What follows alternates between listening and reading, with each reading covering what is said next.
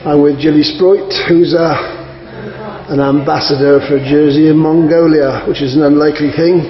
Even Mr. Cohen can't top that. What are you doing out there?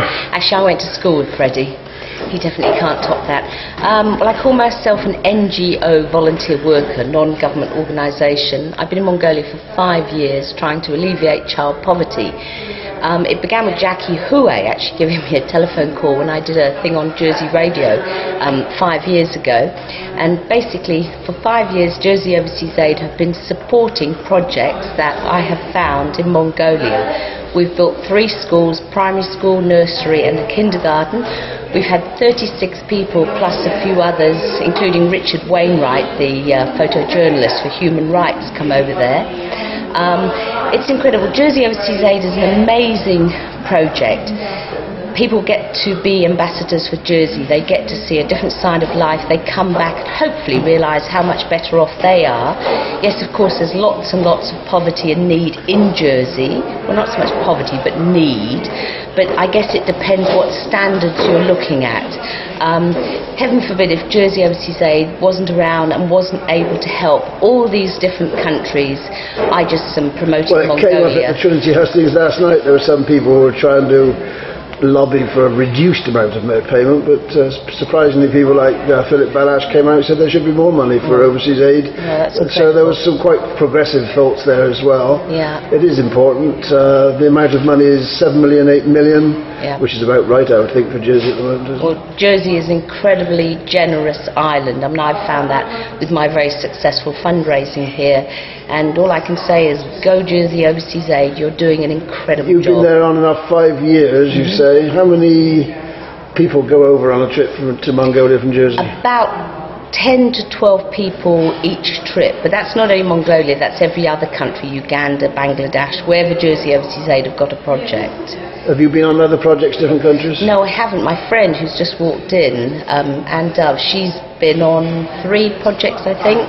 5. She's been on 5, so you might like to have a One thing, the aspects of this, which I have friends who are involved in specific projects in Africa. Yep. But one of the puzzles to me is, why don't they bring people back and try and get them going involved in Jersey and then send them back to people from the area, some Mongolians to Jersey? Wouldn't that be a rather interesting Well, I actually did that last year. One thing I want to explain is that every project that Jersey Overseas accepts has to be proved to be sustainable, because it's no good building a building anywhere in the world through Jersey Overseas Aid and then the local people can't actually keep it running financially, etc., etc. So I'm not sure whether we need people from other countries to come over. Of course, they're very grateful, and the people in the other countries get to meet Jersey people, so they do see what people from Jersey are like. It's just that we're told, I mean, this is maybe not the overseas aid thing, but the working one thing with another. The finance industry is very keen to be involved in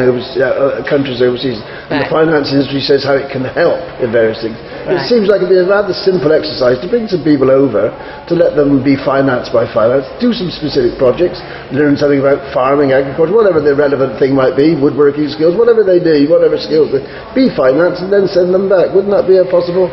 Maybe. It would be the whole package would be rather interesting. Maybe. You've got to remember that different countries have completely different cultures. I mean, trying to explain to a Mongolian builder how to lay bricks, how to use cement, how to make a cavity in the wall, forget it, they don't believe it. And it's a bit the same with farming. We actually, through my friend Anne, we brought some seeds over from a garden centre here. They were out-of-date seeds. Sorry, immigration customs there. But when we actually grew them, the Mongols wouldn't eat them because culturally, they don't eat that, they eat meat. It's just that, in Jersey as it is, there's a lot of Romanians living here. Yes. And yet there's quite a lot of charitable activity still going on, sending stuff to Romania. Right. And there's a lot of Kenyans here, and the people I know are involved in Kenya activities. Again, it seems that there's something going on. We're missing out a trick here. We've got all these people who could be the local indigenous people, Romania, Kenya, wherever they come from, could be getting involved. Well, if you want my opinion on that, I think they're coming over here to make lots of money. Right. But hopefully they are taking some back. They send a lot back. Most of them are dedicated. That's good. That's right. So that sort of filters the money through, the wealth goes through. But it's the knowledge, it's the experience, it's the political awareness. That's the sort of. Cause again, you tell me Mongolia, it sounds like it's a pretty corrupt repressive, that sort of thing. Yes, and many people say to me, why are you helping on a corrupt country? But the truth is that trying to alleviate poverty amongst children, of course their own government should be doing that, but they're not. And once again, maybe when these people come over here, like you're suggesting, they'll see a less corrupt government in Jersey. Your friend Anne, who's hovering behind you, if you want to join in this discussion. Hello. I can get you in on the camera. Well, which countries have you been to? I've been to Mongolia twice, Peru, Israel and Kenya. All on the overseas aid projects? All on overseas aid. I did 2 of them many, many years ago before I had children, and latterly in the last 3 years. And this theme of establishing relationships, do you have friends there, or any friends from those countries that have come here? I've got Jilly. Yeah, and of course you develop friends. But you know the Peruvians, again, I'd love to see some Peruvians straight out the jungle coming to Jersey. I was listening intently to what you were saying about that, and I think there's a couple of things there.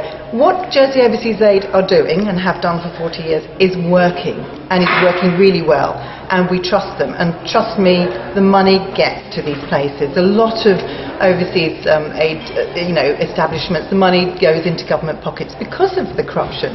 But this isn't just corruption in our overseas aid countries, it's 80% of the world. What would you say to those in Jersey who want to cut the budget? I would say I would be horrified if they cut the budget. Why? Because I've been there. Jilly and I have been there. We've seen how much £1, what £1 can do to help. We are saving lives. When we had the get together at Government House in this summer, 40 years. I can't remember who did the speech now, but anyway, we have saved, I think, millions of people, because it's like a ripple effect. What we do may not seem a lot, but what happens, certainly in my own personal life, I will go out there. I'm absolutely passionate about the work that we do out there. We work physically hard, we give up our own time, our own money, and you live in conditions that are not terribly pleasant. But what happens is, it's kind of triggered off like a ripple effect in my own personal family, a lot of my friends, and I've been amazed at the generosity that's come. But it needs people to go out there to trigger it. It needs strong people who really believe in what they're doing. Like Jilly is just amazing, absolutely amazing the way she gets things done.